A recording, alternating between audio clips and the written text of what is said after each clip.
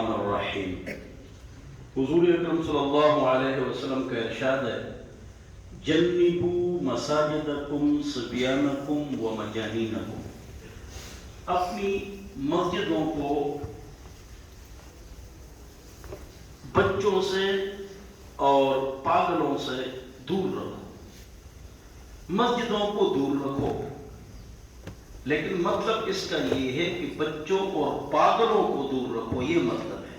یہ برائے مبالغہ ہے، یہ جملہ برائے مبالغہ ہے کہ مسجدوں کو دور رکھو، مسجدیں پاگلوں اور بچوں سے دور بناؤ۔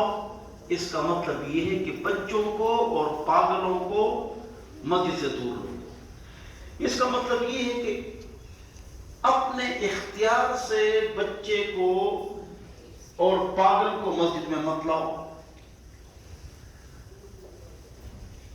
اپنے اختیار سے پاگل کو مسجد میں مت لاؤ۔ خود بخود آ گیا، کیا کریں، خود کو خدا گیا، پاگل ہے۔ اور اسی طرح بچے کو بھی مت لاؤ لیکن خود پیچھے لگ گیا اور آپ کے پیچھے آ گیا، یہ دونوں باتیں الگ ہیں۔ کون سا بچہ ہے جو مسجد میں نہ آئے اور آپ نہ لائیں؟ کون سا بچہ ہے؟ سوال۔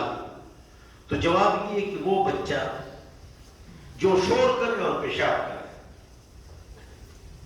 عمر کی کوئی قید نہیں ہے۔ ایک بچہ ہے، اس کی عمر زیادہ ہے لیکن وہ مسجد میں شور کرتا ہے اور پیشاب کرتا ہے تو اس کو مت لاؤ۔ ایک بچہ ہے، وہ 6 سال کا ہے لیکن خاموش ایک طرف بیٹھ جاتا ہے اور نہ شور کرتا ہے اور نہ پیشاب کرتا ہے تو وہ آ سکتا ہے۔ تو قید عمر کی نہیں ہے، قید اس کی ہے کہ وہ پیشاب نہ کرے، پاخانہ نہ کرے، مسجد کو گندا نہ کرے اور شور نہ مچائے، تو اس کو مسجد میں مت لاؤ۔ تم مت لاؤ بالاختیار، خود بخود آپ کے پیچھے۔ بعض اوقات ہمارے مقتدی آ جاتے ہیں تو پیچھے بچے بھی آ جاتے ہیں، وہ کہتے ہیں مت آؤ لیکن وہ آ جاتے ہیں، ٹھیک ہے نا؟ تو بعض اوقات پھر وہ شور بھی مچاتے ہیں۔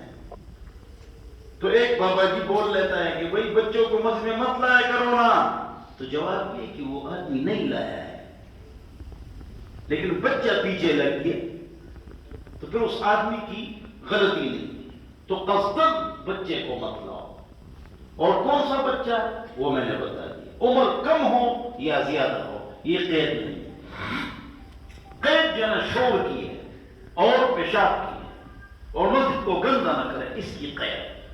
بہرحال حضور اکرم صلی اللہ علیہ وسلم کے زمانے میں پہلے مردوں کی سطح ہوا کرتی تھی، اس کے بعد بچے، اس کے بعد عورتیں مستورات، تو بچے اس وقت بھی آتے تھے۔ جتنے بھی عبادلہ ہے، یعنی عبداللہ ابن عمر، عبداللہ ابن عباس، عبداللہ ابن جابر، جتنے بھی عبادلہ ہیں وہ سب بچوں کے صف میں کھڑے ہوتے تھے۔ صرف عبداللہ ابن مسعود رضی اللہ عنہ حضور کے پیچھے کھڑے ہوتے تھے، ان کی عمر زیادہ تھی، بوڑھے تھے۔ باقی سارے عبادلہ، عبداللہ ابن زبیر، عبداللہ ابن عباس اور عبداللہ ابن جابر، بہت سارے ہیں عبادلہ، تو وہ پیچھے بچوں کی صف میں کھڑے ہوتے تھے اور بچے مسجد میں آ سکتے ہیں، وہ بچے جو شور نہ مچائیں۔ فقہاء نے لکھا ہے، علامہ شامی نے فتح شامی کے اندر لکھا ہے کہ بچوں کے لیے جب وہ پارہ پڑھے یا قاعدہ پڑھے تو وضو بھی ضروری نہیں، اس لیے کہ وہ مکلف نہیں، تو قرآن سکھائیں گے لیکن ان کا وضو نہیں ہے تو بغیر وضو کے، وضو افضل ہے لیکن بغیر وضو کے اگر وہ قاعدہ پڑھے یا قرآن پارہ پڑھے تو جائز ہے۔ ایک تو اس وجہ سے کہ وہ مکلف نہیں ہے، ایک اس وجہ سے پانی بھی بہت زیادہ ضائع کرتے ہیں اور شور بھی مچاتے ہیں، تو آ کر سبق پڑھے ہو جائے۔ اچھا، مسجد میں بچوں کو جو شور مچائے وہ نہیں لانا چاہیے، لیکن تب جب وہ نماز کا ٹائم، نماز کا ٹائم نہیں ہے عصر تا مغرب، نماز کا ٹائم نہیں ہے زور کے بعد، لیکن ایسے بچے بھی مسجد میں آ سکتے ہیں، چاہے وہ شور مچائیں تب بھی آ سکتے ہیں۔ کیوں؟ اس لیے کہ 5-6 سال کے بچے شور زیادہ مچاتے ہیں، اس لیے کہ نماز کا ٹائم نہیں ہے تو لوگوں کی نماز خراب نہیں ہوتی، اور ان کا آنا اس لیے ضروری ہے، اور بغیر وضو کے قاعدہ پڑھے اور فتح شہر میں لے کے قرآن پڑھے، اس لیے تاکہ وہ قرآن سیکھیں۔ تو یہ جو آنا ہے یہ مسجد کے ساتھ، نماز کے ساتھ اس کے خاص ہے، لیکن مسجد نماز کا ٹائم نہیں اور اس کے علاوہ ٹائم میں بچے آ جائیں تو وہ جائے، اس لیے کہ پھر قرآن نہیں سیکھیں گے، قاعدہ نہیں سیکھیں گے، تو اس میں کوئی بات نہیں کہ شور نہ چاہے۔ تو اس دن میں نے ایک اشتہار بھی بنایا، پشتو میں اسٹیکر بناتا ہوں، فیس بک پر لگاتا ہوں۔ تو مسجد میں ایک بابا جی ہوتا ہے، ہماری مسجد میں نہیں ہے، جو بچوں کو خاموش کراتا ہے لیکن بچوں سے زیادہ شور کرتا ہے۔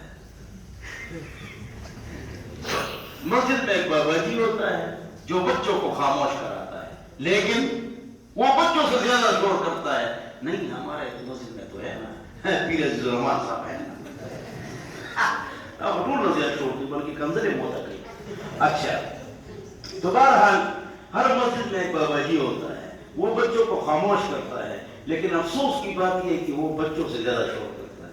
تو یہ اردو میں بھی بنایا، اسٹیکر چلایا گروپوں میں، 14-15 ہمارے گروپ میں ہیں، اور پشتو میں بھی بنایا، پہاڑی و جماعت کی او بابا جی کہ معشومان چپ گئی، خدا معشومان زیادہ شور گئی۔ یہ میں نے پشتو میں ہی بنایا، تو پٹھان جو گروپ ہے کے ادھر میں نے بھیج دی۔